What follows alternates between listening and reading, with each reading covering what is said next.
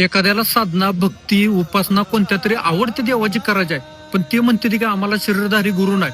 हे बघा, तुम्हाला एक सांगतो की आपल्याला जर एमपीएससीची जर परीक्षा द्यायची असेल तर त्यासाठी काय आहे की क्वालिफिकेशन महत्वाचं काय आहे त्याचं, की ग्रॅज्युएशन झालं पाहिजे. त्याशिवाय ती देता येत नाही, 12वीत नंतर परीक्षा देता येत नाही. तसं अध्यात्मामध्ये काय आहे, तुम्ही ती आध्यात्मिक लायकीचं जोपर्यंत होत नाही तोपर्यंत तुम्हाला तुमचे शरीरधारी गुरु भेटणार नाही. तोपर्यंत काय केलं पाहिजे, मग मी दत्त महाराजांना गुरु करू शकताय. गुरुवारी का नाही तुम्ही दत्त महाराजांना अभिषेक करून त्यांना म्हणू शकताय की तुम्हीच आजपासून माझे गुरु, शरीरधारी पण गुरु तुम्हीच आणि बिना शरीरधारी पण तुम्हीच गुरु. जी काय असेल ती सर्वस्व तुम्हीच.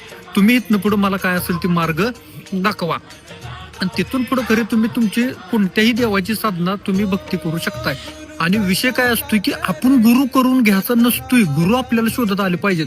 त्यासाठी आपण त्या आध्यात्मिक लेवलचं पाहिजे, आपला पूर्वजन्म पण तसा पाहिजे. आपण कुठेतरी साधना सेवा भक्ती मार्गात पूर्वजन्मात पण राहिलो पाहिजे. तेव्हा ते आता कुठेतरी शरीरधारी गुरु भेटते दे. आता काही भागात का नाही गुरु आहे का नाही, शिष्य करायला सुद्धा 51,000 21,000 रुपये मागते ती गुरु मंत्र द्यायला सुद्धा. तर म्हणजे काय काय वेळेला आपल्याला बी वाईट वाटतं की मंत्र सुद्धा विकलं जाते. ते मंत्र विकलं जात नाहीत किंवा काय नाही. जो खरा गुरु असतो का नाही ती ह्या भानगडीत पडत नाही, पैसे बिशे किंवा काय काय काय भानगड नसत्या. जी काय असेल ती आपल्या शिष्याला किंवा साधकाला जी काय असेल ती प्रॉपर पद्धतीनं ज्ञान देत असते, ती मंत्र देत असते ती आणि पुढे चालवत असते ती. त्याच्यासाठी पण परस्त्री आणि दारूवर जाय. एक वेळ नॉनव्हेज खाणारा कसा तरी सण करून घेऊ, कारण विषय काय असतोय, जो नॉनव्हेज खाणारा असतोय तो नंतर भक्ती मार्गात आला की हळूहळू आपोआपच